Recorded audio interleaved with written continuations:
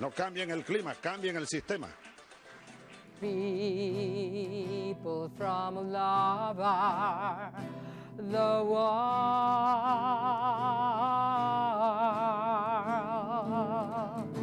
from the gods of Mother Earth, we come,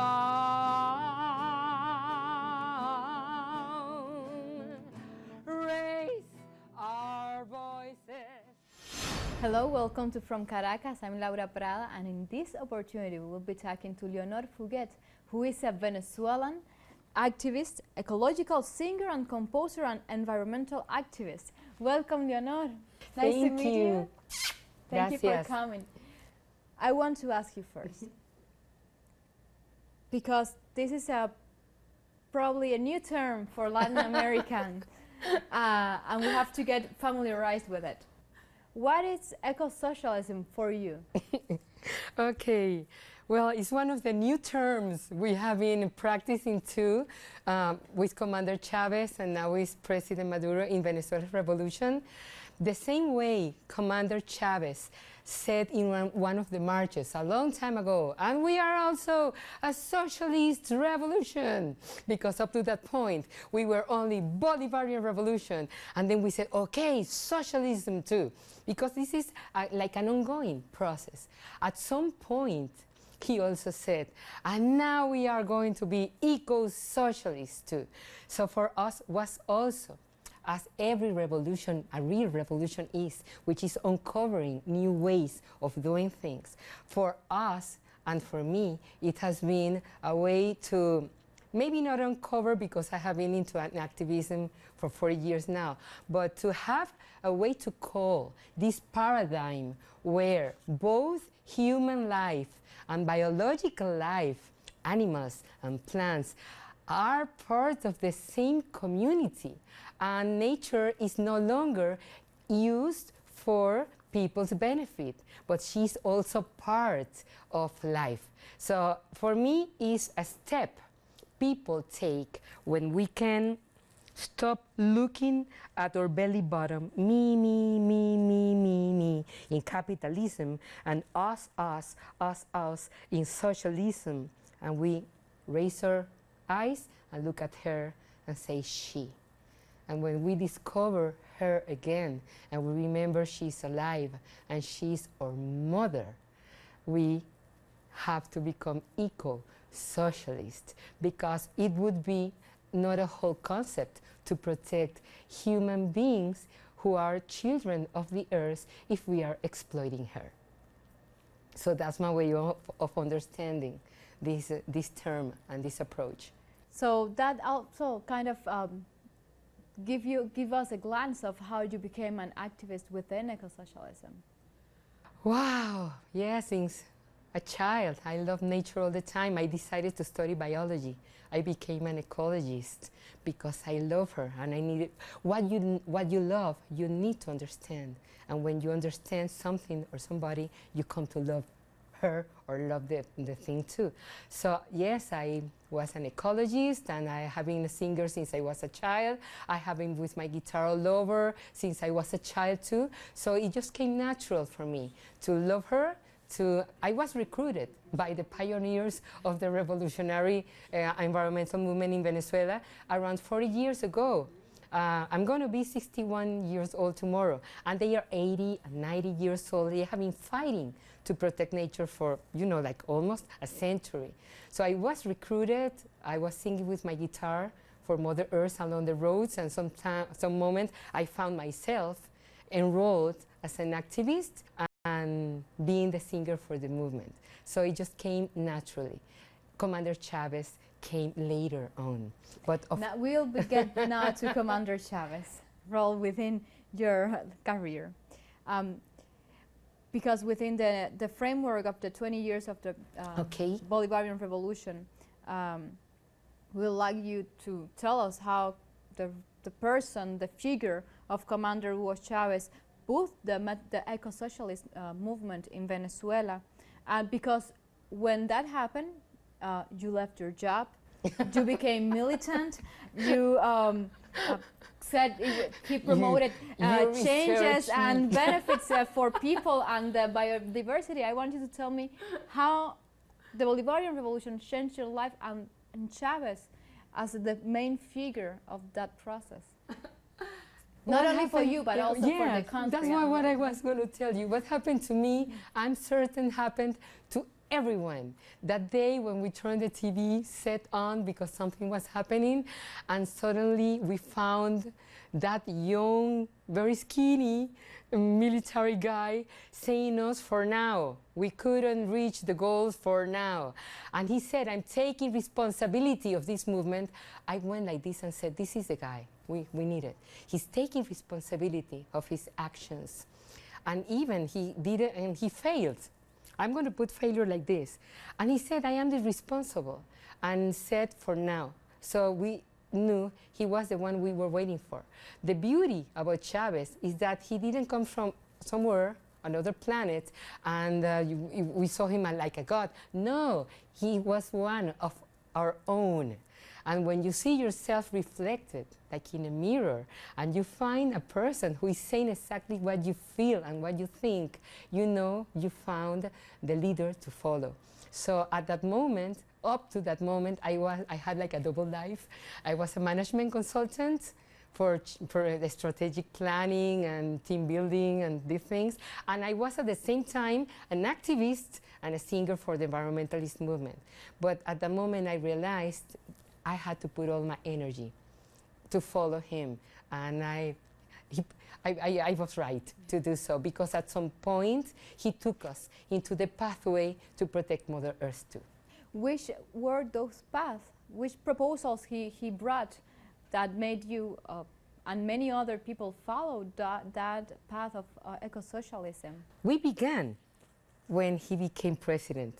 This is my very used up constitution, and this is in this state because I have carried this with me in my bags since 1999 when we wrote it down together. And this is maybe what I think is more beautiful to say about Chavez, that we did things, everything with him together. He became president and he called a constituent National Assembly process so we could write our dream of country on our own. And we sat in the floors, in the squares, in all the cities, and we met in cafes, and we met in the schools. Wherever we were living and working, we wrote down this constitution. So he gave us the chance to write it. Of course, he also gave some ideas for the constitution. And in the preamble, this is coffee. You know, I have been camping all these years with my backpack, so this means I read it. In the preamble of the Constitution, it already says, you know, it's the first, most important part of what kind of country we want to have. And it talks about the importance of ecological equilibrium as one of the main values for the Bolivarian Revolution. Bolivar, Simon Bolivar, was an environmentalist. And this is why, from the very beginning, the environment, which now we call eco-socialism, is part of a revolution. And Chavez brought Bolivar back to us. And with him, he brought back the protection of nature. And this is why from the beginning, with the Constitution, we are saying that we want all levels of education to include environmental education. There is a chapter in the Constitution devoted to that. And there is also a chapter devoted to the rights of the environment. I hope the Constitution we're writing now, where we are perfecting it, is going to have a chapter on the Mother Earth rights. So environment has been from the very beginning of the revolution with us. But now it's not President Chavez, it's not Commander Chavez. Yes. Now in Venezuela is President Maduro. And he has taken that inspiration, that teachings Chavez left, and he has also give a push to all those proposals made about urban agriculture and projects to sustainability. How has that been part of the eco-socialist movement? The beauty about, one of the beauties about our revolution is that it has been a continuum. When Commander Chavez passed away, it didn't mean that we stopped doing things or thinking one way and started doing things another way. He is our guide. He is our eternal commander, as Fidel is our eternal commander too. So what Nicolas, we call him like that because he's part of the family too, he's part of the people, has done is that he has taken from what Chavez did regarding eco-socialism and has continued. Like, Chavez talked a lot. This book, for instance, has all the thoughts. That's Copenhagen. That's yes. The climate. Yes, I wanted to talk about that too. This and this is his picture in this moment is in the front page of this book because of how important it was. A turning point for the revolution to become eco-socialist. Chavez going to the Copenhagen summit. In this book, you can find all the things Chavez said about environment, like for 14 years. When he went to Copenhagen back in December 2009, when he was entering the summit, he heard the environmentalists yelling the slogans outside, "System change, no climate change." And he stopped the guy who was doing the translation and asked him, "Hey, what are they saying?" And the guy told him, they are saying, "No cambiemos el clima, cambiemos el sistema." In English, system change, not climate change. So when Chavez talked, he started his talk by mentioning that. And he said that the environmentalists were yelling outside, "I want it to become our way of thinking."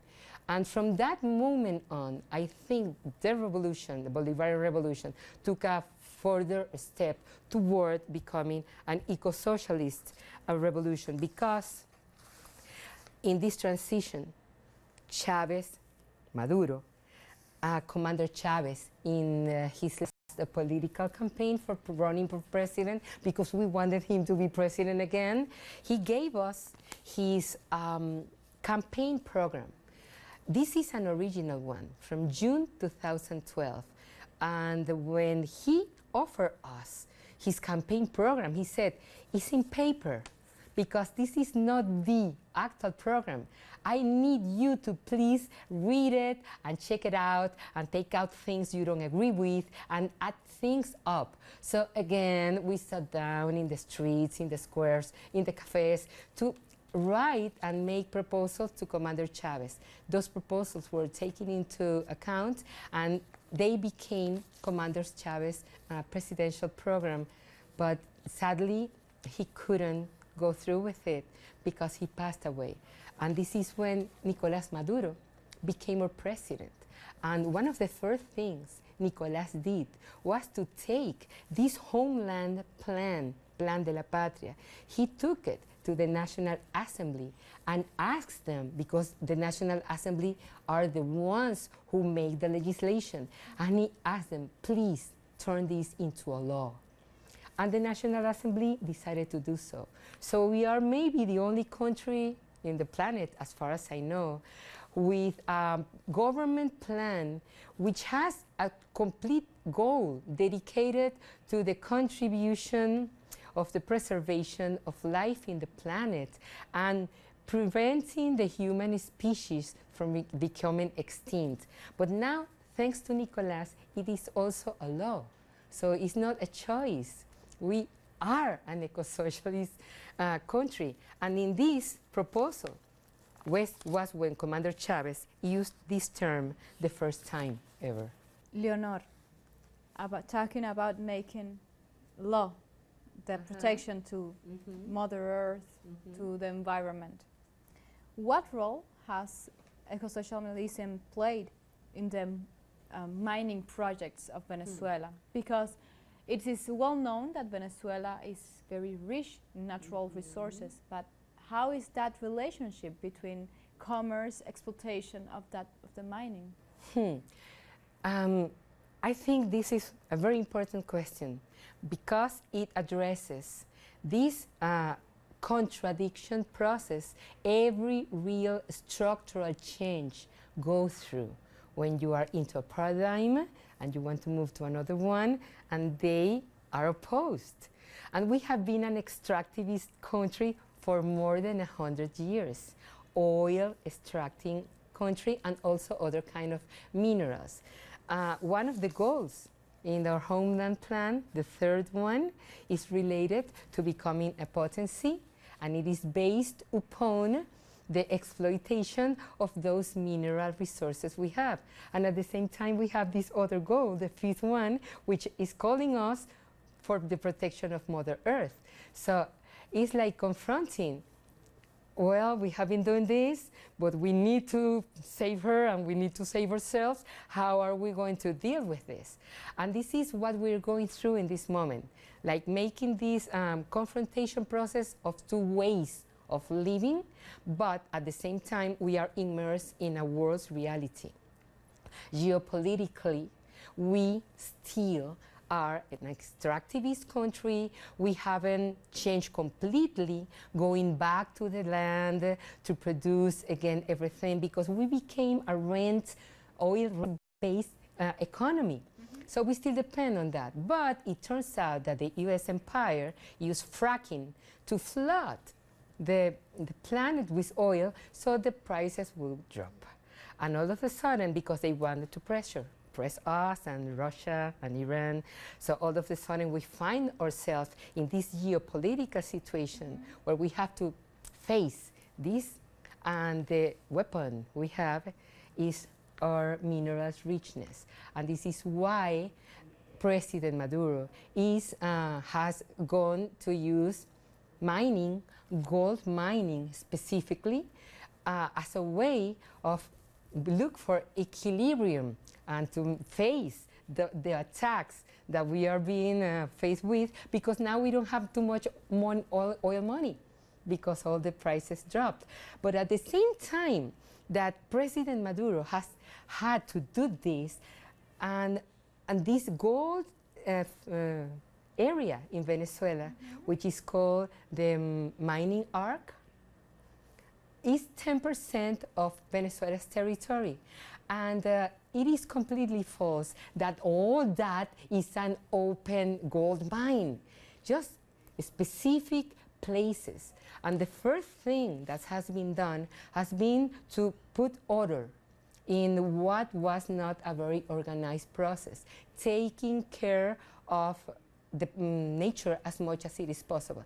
And one of the things President Maduro has done is that he even changed the name of the Ministry for Mining. Exactly. I wanted to ask you about that. What do you think about that? I think that for me it is a sign, a very clear sign of real honest intentions.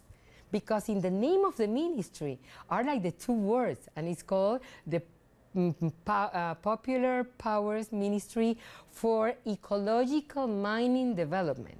So there is like a statement. We want to do this, but do it protecting the environment as much as we can.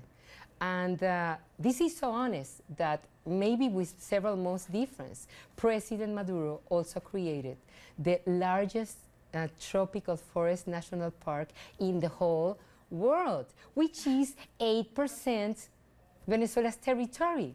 And there you have the same person having to make a decision in order to protect his people and the country from this geopolitical complex situation, and at the same time is saying, but I am loyal to eco-socialism, so yes, we are going to create this national park. I want to ask you, do you think it is well seen that a government, knowing it is so rich for mining, in oil, in natural resources like Venezuela, do you think it's well seen that a government, knowing this, its first concern is not exploiting, but to protect those communities, those people who live, who depend, who survive, who live from the wealth that natural resources produce. Do you think it's well seen that the government protects them? Where? By whom? Because if you tell me by whom, I give you an answer. Well seen by whom? Because if it is by those who want that resources. Oh no! That's why I'm asking. No. Now I understood. No way. I mean, the ones who want to take those resources don't see well even the revolution. They want to end it up completely. And we have been defending, first with Chavez and now with Maduro, we have been defending from attacks all over these 20 years. But at the same time, we have been protecting and defending from those attacks. Both Chavez and Maduro have been taking care of people, because when Chavez came, people were in the worst conditions. We were the richest oil country in the planet, and we had 80% extreme poverty. People were really starving to death. Not like now, this is lie. We are not. This is a made-up fake news thing. But back in 1999, yes, 80% of Venezuela's population was starving. So the first stage of any process, of the kind of process we're going through, is to take care of your people, take care of your citizens. And once you start taking care of them, you start taking care of nature too. At this moment, we're taking care of both. And of course, outside, it's not liked, it's not appreciated, it's not valued, but we know what we're doing and we know we're doing it well. So it's like the empire wants our gold, the empire wants our oil, the empire wants every richness underneath our territory. And we are protecting it with our life.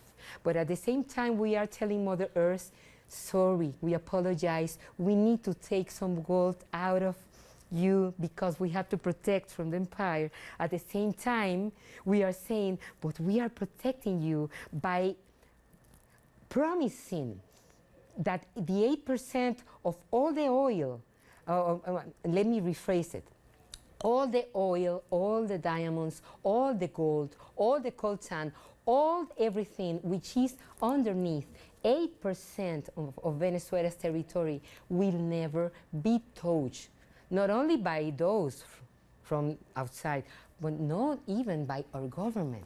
And I think this is a very strong statement President Maduro has done by creating Parque Nacional Caura, which is the largest tropical forest national park in the world.